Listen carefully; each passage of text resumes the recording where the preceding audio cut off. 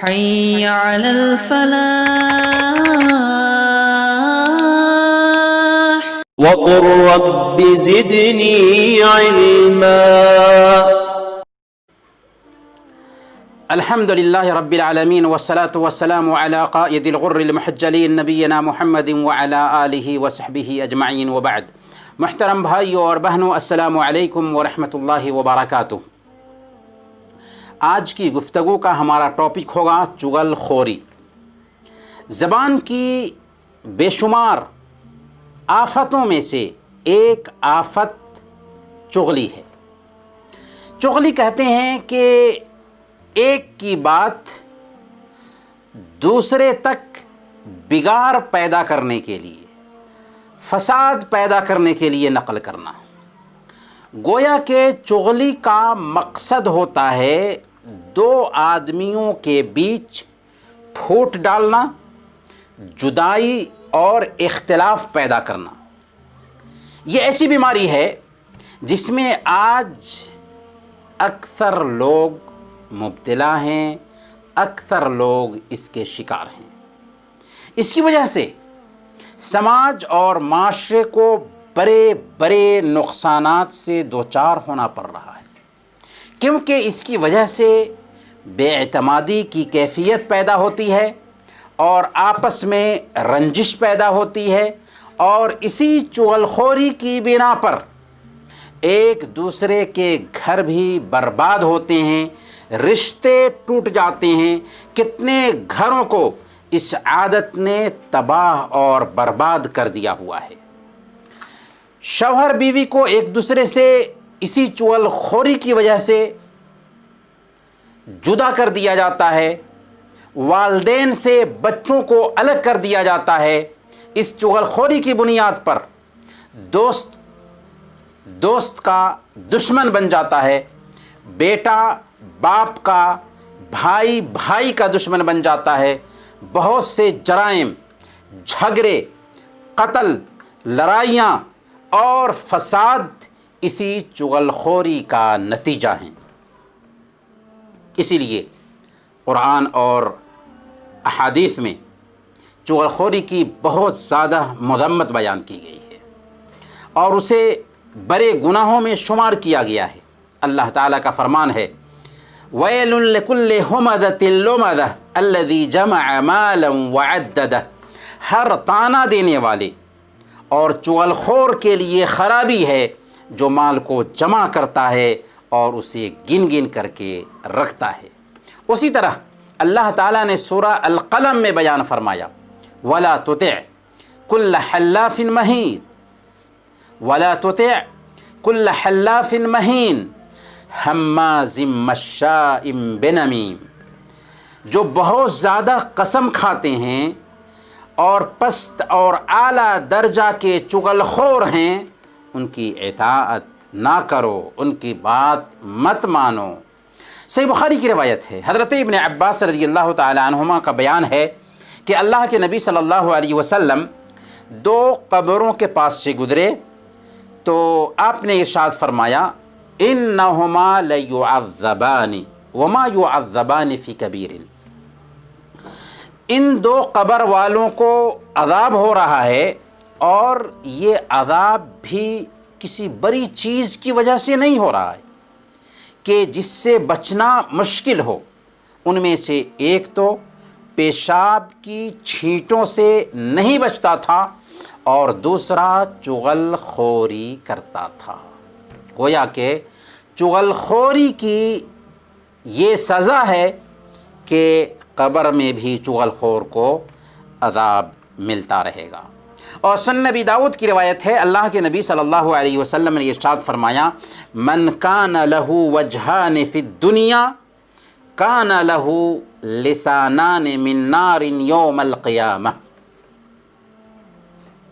اس حدیث کو علامہ البانی نے سلسلہ صحیحہ میں صحیح قرار دیا ہے.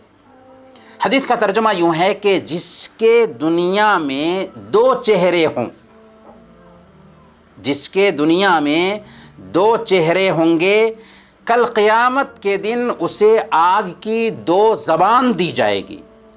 کیا مطلب؟ اس حدیث کا مطلب یہ ہے کہ ایک انسان کو تلون مزاج نہیں ہونا چاہیے، دو چہرہ والا نہیں ہونا چاہیے۔ ایک آدمی کے پاس ایک چہرہ لے کر کے جائیں اور دوسرے آدمی کے پاس دوسرا چہرہ لے کر کے جائیں، تاکہ دونوں کے بیچ فساد پیدا کریں، دونوں کے تعلقات کو خراب کریں، اور ایسا کرنے والوں کو کل قیامت کے دن سزا یہ ملنے والی ہے کہ اللہ تعالیٰ آگ کی ان کو دو زبان دے دے گا، جیسی کرنی ویسی بھرنی۔ جیسے دنیا میں دو زبان اور دو چہرے سے بات کی تھی، ویسی کل قیامت کے دن بھی اللہ تعالیٰ آگ کی دو زبان اللہ رب العالمین ایسے انسان کو دینے والا ہے۔ اور صحیح بخاری کی روایت ہے، اللہ کے نبی صلی اللہ علیہ وسلم نے ارشاد فرمایا، تجدون من شر عباد اللہ عز وجل یوم القیامت ذا الوجہین الذی یأتی ہؤلاء بحدیث ہؤلاء وہؤلاء بحدیث ہؤلاء، کہ قیامت کے دن اللہ کے بندوں میں سب سے برا انسان تم اسے پاؤ گے جو دو چہرہ والا ہے، کہ ایک کے پاس دوسرے کی بات لے کر جاتا ہے اور دوسرے کے پاس پہلے کی بات لے کر جاتا ہے۔ یہ ہے دو چہرہ والا انسان جو نفاق برتتا ہے، ہر آدمی کے مطلب کی بات کرتا ہے، ایک کے پاس جا کر اس سے کچھ بولتا ہے اور دوسرے کے پاس جا کر اس سے کچھ اور بولتا ہے۔ سنن ابی داؤد کی روایت ہے، حضرت انس بن مالک رضی اللہ تعالی عنہ بیان کرتے ہیں کہ اللہ کے رسول صلی اللہ علیہ وسلم نے ارشاد فرمایا، جب میں معراج پر گیا تو میرا گزر کچھ ایسے لوگوں پر ہوا جن کے ناخن تانبے کے تھے، اور ان سے وہ اپنے چہروں اور اپنے سینوں کو نوچ نوچ کر کے زخمی کر رہے تھے، چہروں کو اور سینوں کو نوچ نوچ کر کے زخمی کر رہے تھے۔ میں نے جبریل امین سے پوچھا کہ یہ کون لوگ ہیں؟ تو جبریل امین نے کہا کہ یہ لوگ انسانوں کا گوشت کھاتے تھے، یعنی ان کی غیبتیں کرتے تھے اور ان کی آبرو ریزی کیا کرتے تھے، بلکہ چغل خور جنت سے بھی محروم کر دیا جائے گا۔ اللہ کے نبی صلی اللہ علیہ وسلم نے سنن ابی داؤد کی روایت کے مطابق ارشاد فرمایا، لا يدخل الجنت نمام، چغل خور جنت میں داخل نہیں ہوگا۔ کتنی سخت وعید ہے ایسے لوگوں کے لیے جو چغلی کھاتے ہیں، ایک کی بات دوسروں سے نقل کرتے ہیں فساد پیدا کرنے کے لیے۔ آپ کے ذہن میں ایک سوال پیدا ہو سکتا ہے کہ آخر ایک آدمی چغلی کیوں کرتا ہے، چغل خوری کیوں کرتا ہے؟ تو اس کی ایک وجہ تو یہ بنتی ہے کہ ایک آدمی ماحول، فیملی اور گھر سے متاثر ہوتا ہے۔ گھر میں اگر ماں باپ کی ویسی حالت ہوگی تو بچے کی بھی ویسی حالت ہو جائے گی۔ ماں باپ ایک کی بات دوسرے سے نقل کرتے ہوں گے تو ظاہر ہے کہ گھر کے بچے ان کی نقالی کریں گے۔ اس لیے اپنی اولاد کو اس بری عادت سے، چغل خوری سے بچانے کے لیے پہلے ماں باپ کو چاہیے کہ وہ کسی کی چغلی نہ کھائیں۔ ماں کو چاہیے کہ وہ بھی پھوپھی ہوں، خالہ ہوں، باجی ہوں، اور جو ہمسائے ہیں، پڑوس کی عورتیں ہیں، ان کی شکایتیں گھر میں نہ کرے، اپنے شوہر سے نہ کرے، اور شوہر بھی بیوی سے دوسروں کی چغلی نہ کھائے، کیونکہ اگر ماں باپ کو بچے چغلی کھاتے ہوئے دیکھیں گے تو بچے بھی ان کی نقل کریں گے، اور اس بری عادت کو وہ بھی برتنے لگ جائیں گے۔ کبھی کوئی بچہ اپنی ماں، اپنی بہن، اپنے بھائی کی شکایت اپنے باپ سے کرتا ہے اور چغلی کھاتا ہے، اس موقع پر باپ کی ذمہ داری ہے کہ فوراً بچے کو روکے اور اس سے کہے کہ چغلی کھانا برا کام ہے، کیوں امی کی بات میرے سامنے آ کر کے بیان کرتے ہو، کیوں بہن کی بات میرے سامنے آ کر بیان کرتے ہو، مجھے یہ بات اچھی نہیں لگتی، تم دوسروں کی بات مجھ سے جب بیان کرتے ہو تو مجھے یہ بات خراب لگتی ہے، پھر آئندہ ایسا کرتے ہوئے میں تجھے دیکھنا نہیں چاہتا۔ جب اس انداز میں تربیت ہوگی بچے کی تو بچہ چغلی نہیں کھائے گا، اور جب وہ سیانہ ہوگا تو چغلی سے خود دور رہے گا۔ کبھی کبھار حسد اور جلن کی وجہ سے بھی ایک آدمی دوسروں کی چغلی کھاتا ہے۔ جب ایک آدمی کسی سے جلتا ہے تو وہ سوچتا ہے کہ کیسے اسے بدنام کیا جائے، کیسے اس کی شخصیت کو مجروح کیا جائے۔ اس کے لیے آسان حربہ یہی ہوتا ہے کہ وہ اس کی بات کو اچکتا ہے اور دوسرے سے بیان کرنے لگتا ہے۔ اس کا علاج کیا ہے؟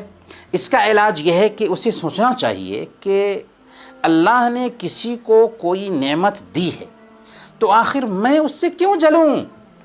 اللہ نے فلاں نعمت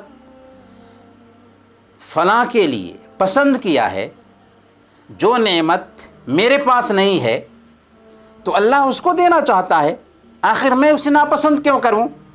گویا حسد کرنا، جلن رکھنا یہ چغلی کا سبب بنتا ہے، اور حسد کرنے والا اپنی ہی آگ میں جلتا ہے۔ حضرت یوسف علیہ السلام کو ان کے بھائیوں نے حسد کی وجہ سے ہی کنویں میں ڈال دیا تھا، لیکن اللہ تعالیٰ نے حضرت یوسف علیہ السلام کی حفاظت کی تھی۔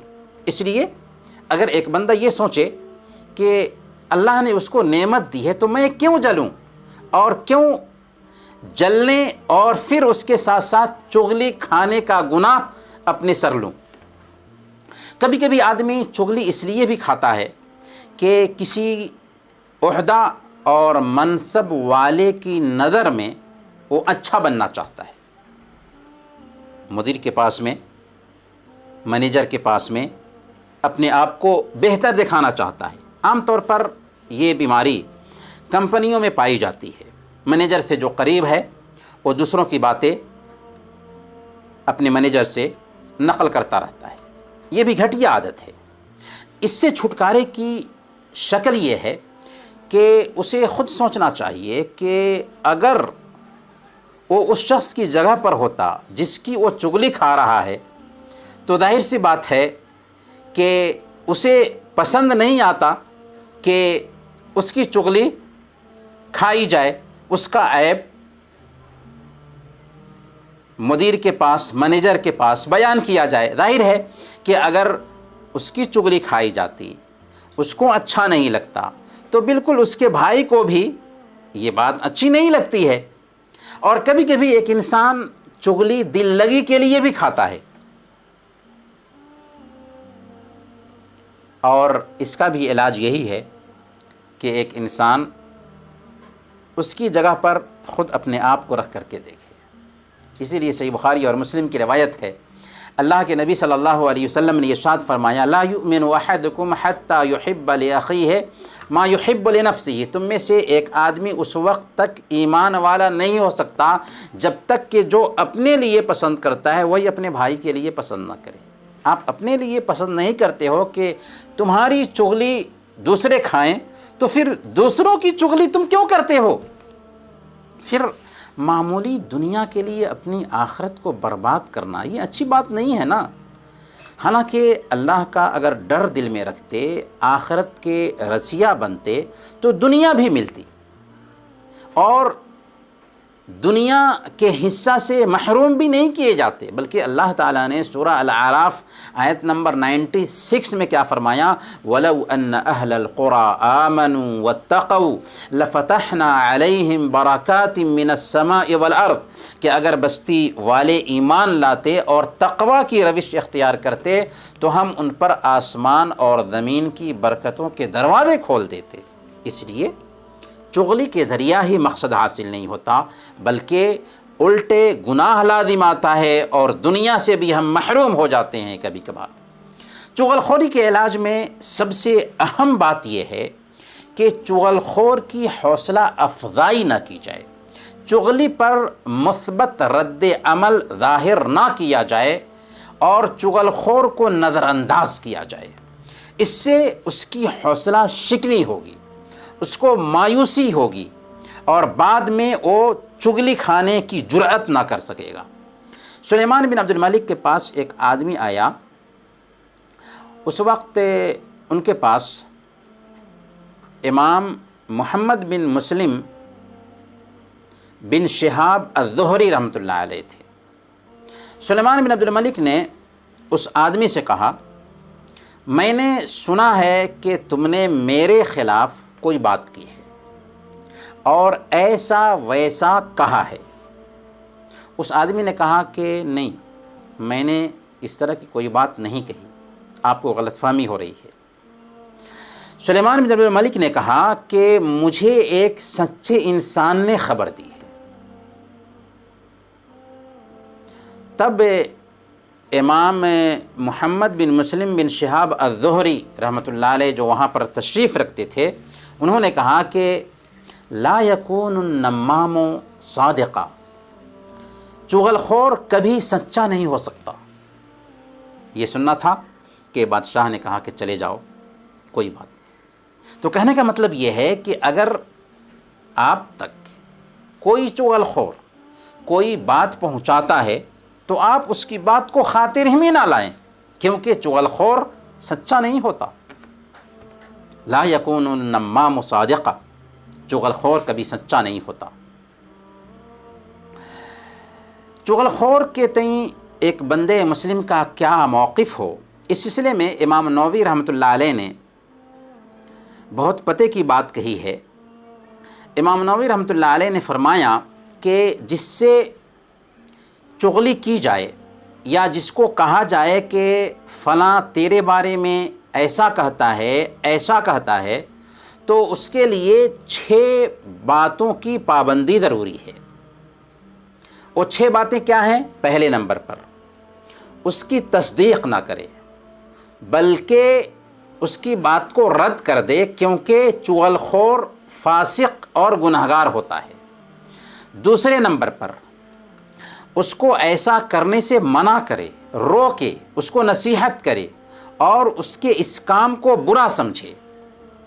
تیسرے نمبر پر اللہ کی رضا کے لیے اس آدمی سے نفرت کرے جو چغل خوری کرنے کے لیے اس کے پاس آیا تھا، کیونکہ اللہ تعالیٰ چغل خور سے نفرت کرتا ہے، اور جس سے اللہ نفرت کرے اس سے ہمیں بھی نفرت کرنا چاہیے، بلکہ ایسے انسان سے نفرت کرنا ضروری ہے۔ چوتھے نمبر پر اپنے غائب بھائی کے لیے برائی کا خیال نہ کرے، یعنی جس کی اس نے چغلی کھائی ہے اس کے بارے میں برا گمان نہ رکھے۔ اور پانچویں نمبر پر اس کی بیان کردہ بات کے تجسس میں نہ لگے، ٹوہ میں نہ لگے اور اس کی بات پر بالکل دھیان ہی نہ دے۔ اور چھٹے نمبر پر جس سے چغل خور نے روکا ہے اس کو پسند نہ کرے اور نہ ہی اس کی چغلی کو آگے بیان کرتے ہوئے کہے کہ فلاں یوں کہا تھا، کیونکہ اگر وہ اس چغل خور کی بات کو نقل کرے گا تو ظاہر سی بات ہے کہ غلط بات کو نقل کرنے والا بنے گا۔ بہت ہی پتے کی بات کہی ہے امام نووی رحمۃ اللہ علیہ نے۔ محترم بھائیوں اور بہنوں، خلاصہ یہ سمجھیں کہ اگر چغل خور کی تصدیق نہ کی جائے اور جس کی چغلی کھائی ہے فوراً اس آدمی کو سامنے میں لا کر کے اس کے روبرو کر دیا جائے، اسی طریقے سے اس کے دل میں اللہ کا ڈر پیدا کیا جائے، مرنے کے بعد کی زندگی کے حساب و کتاب اور اس کی جواب دہی کا اس کو احساس دلایا جائے، اسی طرح چغل خور کو اچھا ماحول فراہم کیا جائے، برے ماحول سے اس کو دور رکھا جائے اور وہ اللہ والوں کی آئیڈیل زندگی کا ہر وقت مطالعہ کرتا رہے، تو آسانی کے ساتھ چغل خوری سے بچ سکتا ہے۔ اللہ تعالیٰ سے ہم دعا کرتے ہیں کہ اللہ تعالیٰ ہم سب کو چغل خوری جیسی خطرناک بیماری سے بچائے، آمین۔ وصلی اللہ علی نبینا محمد وعلی آلہ وصحبہ اجمعین۔